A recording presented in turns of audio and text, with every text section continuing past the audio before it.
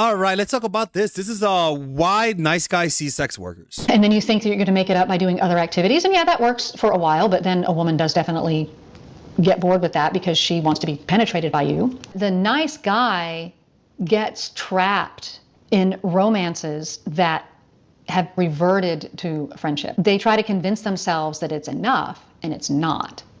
Hello, and welcome to Sex, Love, and Soul. I'm Mary Knight, and I'm really glad you're here. So today I'm going to address something. Some of you may be wondering, how do I know so much about nice guys? Yeah, sure, I'm a relationship coach. I'm a dating coach. I have been for the past 15 years.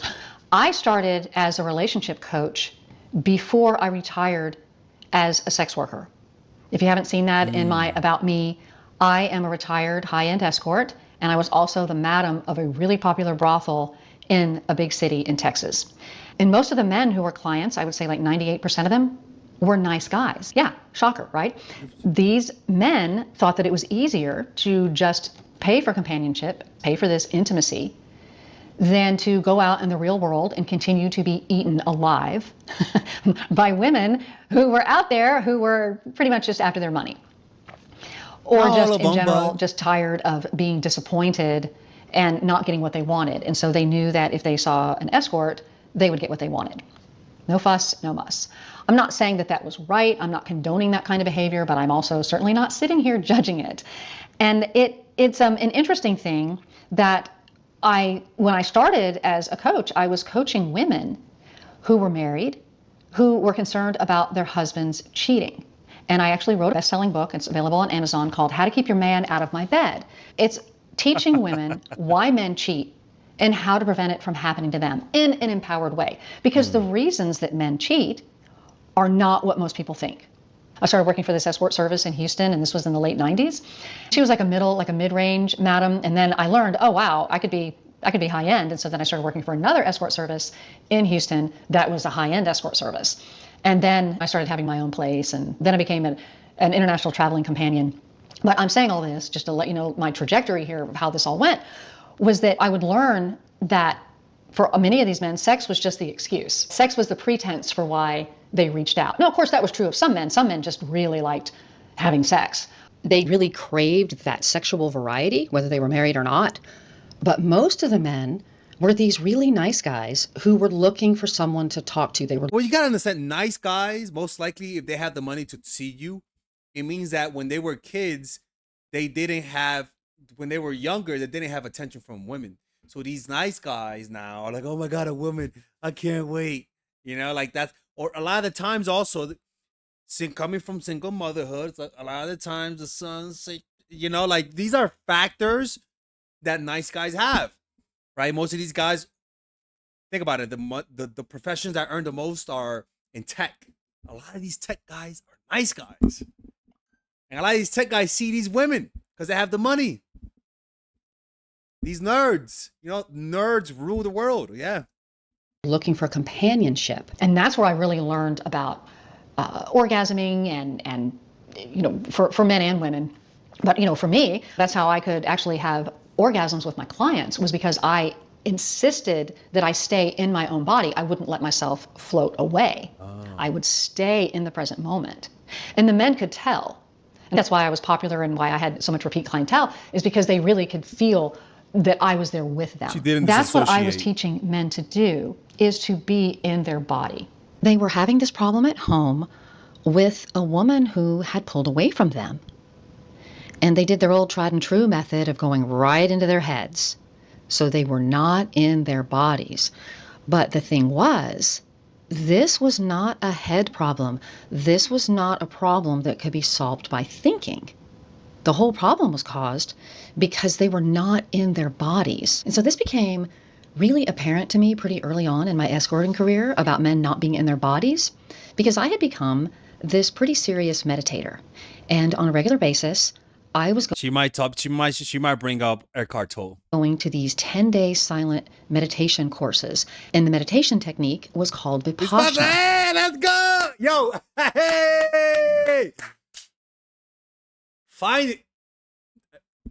This is what I tell you guys. A lot of spiritual girls are freaky deeks. But yeah, this girl's, yeah, Vipassana, yeah, that's the shit. Vipassana, yeah. Let me tell you something, man. When I went to a meditation retreat, I should talk about that. I got so horny after the retreat. It was crazy. I've never been so like I want to fuck after the retreat. It's the craziest thing. It's like honestly, it felt like taking MDMA. I'm not even gonna lie. The sensation was MDMA like. And I was really into that. And the whole technique of Vipassana is that you observe the sensations in your body and you scan your body from head to toe. And the emphasis is not having thoughts, but rather just observing all the sensations in your body. And you go part by part, piece by piece. And again, the emphasis is on the sensations in your body. You know, we would do a little bit of breath work. I wasn't into tantra. I don't really know. I mean, I know what that is, but I've never been that kind of sex person. That's never really been my thing. But I know about it. But no, it wasn't tantra. It was more about being in the present moment. It was, which I guess is tantra, but it's about being in your body, being. And I'm telling you, if you do a 10-day one, have sex, it's crazy. It's crazy. It's seriously it's really like taking a drug. I'm not even gonna lie. Like it's really like taking a drug. So that it's insane. With the person that you're with, having the experience that you're having, whether it's awkward, whether it's hot, whether it's so-so, whatever. It's like you're just there when you're available for it. That's what we were doing in sexual situations. I know a lot of people don't have that experience. It was perfect for me because I wasn't emotionally invested in these relationships that I was having with my clients. So I could be almost this impartial person there, right? I was there, I was available sexually, I was available a tiny bit emotionally, but I was definitely there intellectually for them too. And so it was easy for me to kind of stand back and study this and see them as not as this man that I was in love with and had all this judgment about and needed him to be a certain way. I could set that aside and just observe him as a man, observe him as this beautiful spiritual being, and have this experience with him and have some pretty, actually, very connected sex.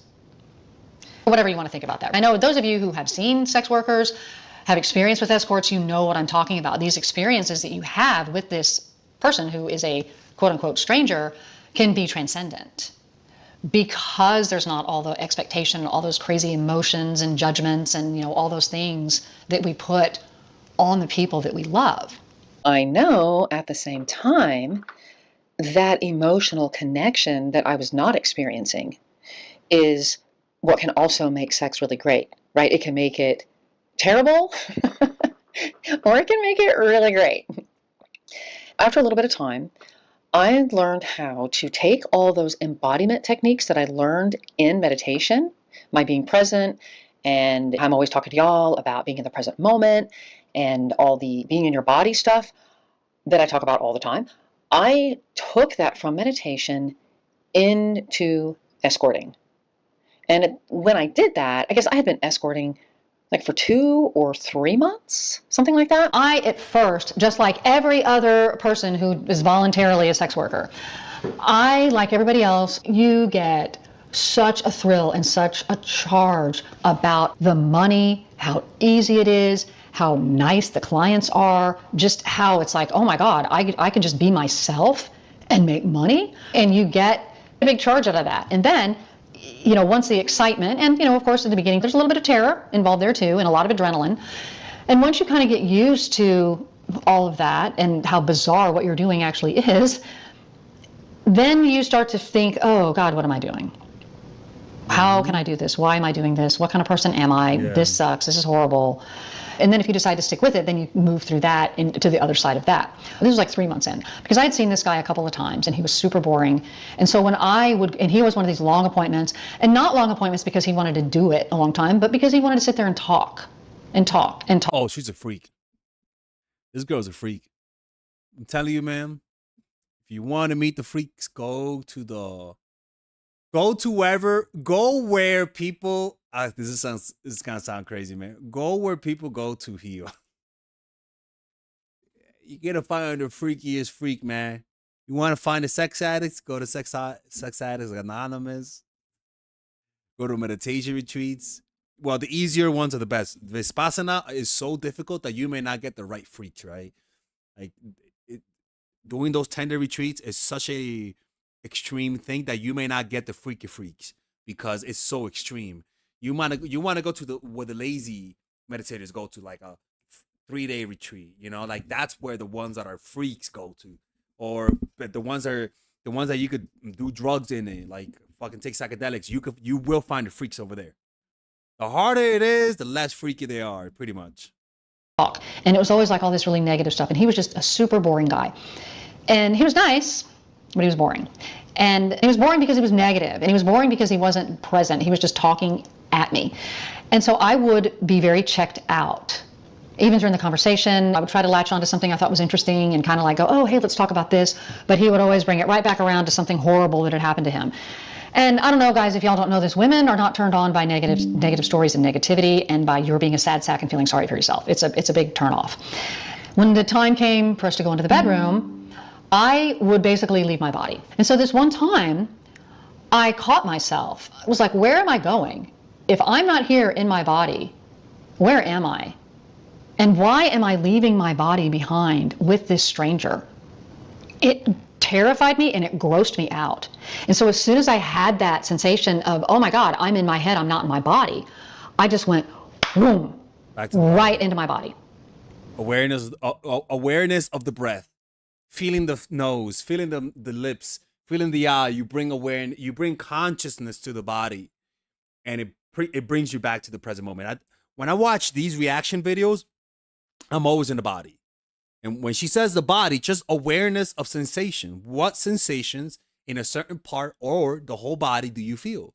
And just keep that awareness. The Buddha says the awakened one knows. It knows it's breathing. It knows it's walking. It's like awareness of awareness, conscious of consciousness. And we had what I would classify as decent connected sex. It wasn't great, but I was there in my body and I was able to be with him from one human being to another instead of treating him like some kind of asshole that didn't deserve my time. I was like, wow, if I'm going to do this, I'm going to be here and I'm going to be in the present moment. I'm going to be with this guy. That changed my life. And then that is why I'm able to speak with a lot of authority about, hey, y'all, get out of your head and into your body. And that's how I was able to teach women about being orgasmic, becoming orgasmic by getting out of your head and being in your body.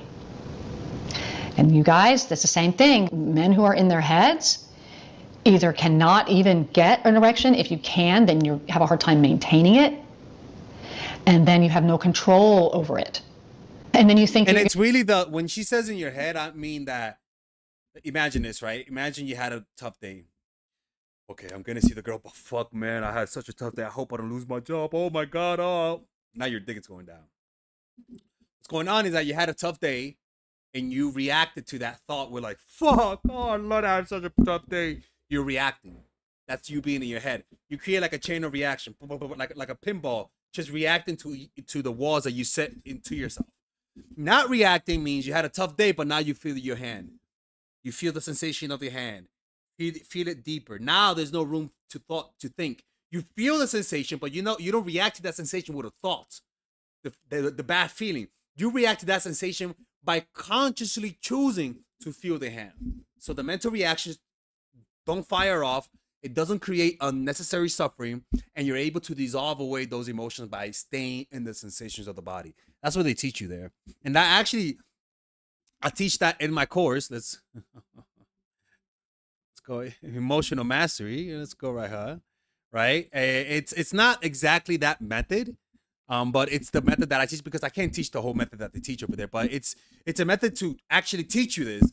The only thing that we don't teach is the penetration of the body because you can't do that if you don't do meditation intensely. So I don't teach that. But what I teach is all you need to dissolve away that process that I just told you dissolves away all of those negative emotions.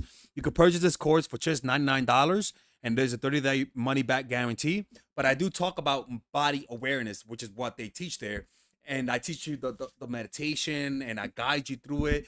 And it's a 5-week course and it'll teach you this and it'll show you how to become more grounded. It truly is a powerful thing. to make it up by doing other activities. And yeah, that works for a while, but then a woman does definitely get bored with that because she wants to be penetrated by you. Unless you are in your body, that can't happen. So there's a lot of benefits to being in your body, right? And just beyond sexual, also just makes you a better partner, makes you a better person. You know, being in your body makes you, being in your body makes you a better father, a better brother, a better citizen of this planet. Anything that deals with other people where they count on your presence, you will become a master at that.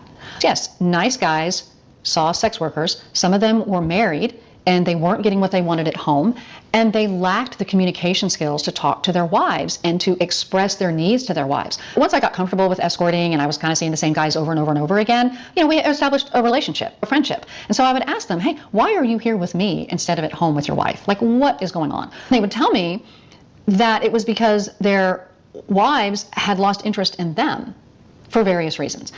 And I always thought what everybody else thought, that, oh, well, men cheat because they get bored, they want variety, and, you know, they want to have sex with a willing woman who's not their wife. And sure, that's an element of it, but it wasn't enough of a drive, right? Their desire to have sexual variety was not the driver. That was not the reason why they were contacting. Yeah, that's the thing. That's what drives it, is that, look, let's be honest, and I don't say this to women to change, but I'm just saying women are difficult to, like, it's very hard to get a girl to like you.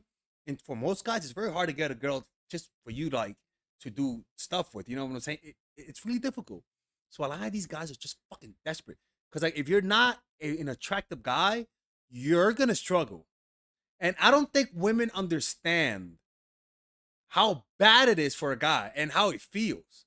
Like, it's something that I stopped trying to describe, because every time I describe it, it sounds like I'm making excuses for men. You know, and so I gave up on that. I'm like, I'm done. They're going to think whatever the fuck they're going to think. But the truth is that it's a feeling that it leads guys to commit crimes, man. I mean, look, if motherfuckers shoot people for this shit, well, I mean, it must be intense. Like, it's crazy. That's why I have a job, you know, because women are difficult to get. I mean, if you're an average looking guy, it's difficult, man. It's easier to pay. That's just the truth. Sex workers. It was awesome to them that sex was available, but again, it wasn't the driver. It was the loneliness. It was the wanting a connection, to make a connection with a woman, because they weren't getting that at home. And a lot of times when at home, and this isn't about cheating, this is about nice guys and how nice guys can find themselves in this situation. What happens is that they were ashamed. And they were ashamed that their wives no longer found them desirable. They would feel abandoned, the men, and they would feel like there was something wrong with them. It's a cause of shame, a very deep source of shame for men to be rejected sexually, especially by their partner, their wife, the person they built their life with. And the reason I'm bringing this up is because the nice guy gets trapped in relationships, in romances that have reverted to friendship. With most marriages, you're having sex only with that person. So this isn't something that you're sharing with anybody else. And the one person that you are supposed to be sharing this with, this special little world that y'all create together, the other person is like, nah, not interested, deal with it. They try to convince themselves that it's enough, and it's not. What happens in a lot of relationships, like short-term or long-term, is that if you are this nice guy, you can have a tendency to feel like your sexual desires can be a burden on the woman that you're with. I would have men tell me, they would use words like burden. They would also say things like, well, I don't want to bother her with my needs. And I thought that was just incredibly sad. They let this rejection crush them. They let it defeat them, to the point that they don't want to bring it up again with this person because they're so crushed. And so instead of kind of going, okay, you know what? This is just a temporary setback. I'm saying, okay, this is my marriage. This is my life. This is my woman.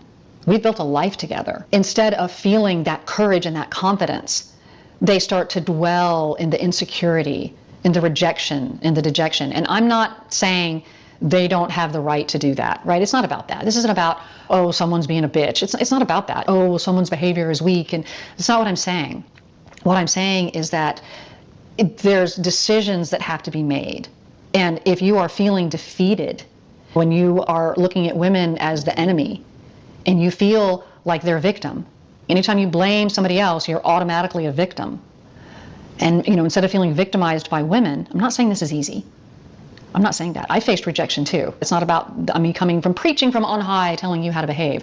I'm just offering a little perspective here. That's all. From what men have told me and how men have turned these things around. And it's that letting the emotion of that crush them, and instead of stepping into their masculinity, they start to retreat. And then they do things like abandon their body, meaning going into their head and thinking and churning on these thoughts. And those thoughts are not positive. They are negative thoughts. Then they just perpetuate this negativity, and it's a vicious cycle. Yeah. Why nice guys see? Yeah. And above all, most likely they just never had a nice guy. Most likely found a good girl and married her. Over time, as you grow up, a lot of the times you regret decisions when you're younger. That happens a lot, where people regret committing too soon, but also people regret not committing to. So it's a thing that everyone goes through, man. Look, man, since we're in the topics, since she's on the topic of meditation, check out the course Emotional Mastery, just for $99, and there's also bonuses that you guys can purchase. And it's a 5-week course that will teach you how to develop presence, how to develop self-esteem through meditation, and it works. And if you don't like it, you can get your money back. I'm not gonna close the channel. All right? Okay. See you guys later.